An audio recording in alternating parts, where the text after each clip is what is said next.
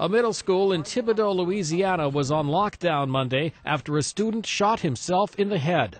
Officials say the 15-year-old pointed a handgun at a teacher but fired over her head. He then went into the bathroom and shot himself. He's in critical but stable condition at a local hospital. At this point, we're just going to continue following leads, talking to anyone who might shed information.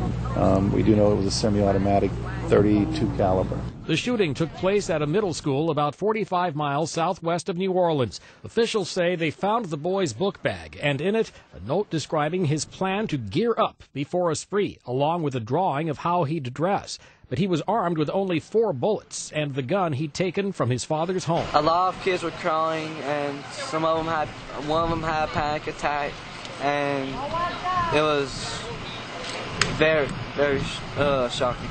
Officials say there's no indication the boy had been in trouble with the school or the law, and he'd never been in a class taught by the teacher police say he aimed the gun at.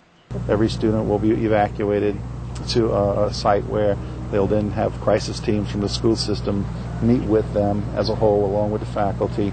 Several classmates describe the boy as quiet and say he never talked about guns or violence.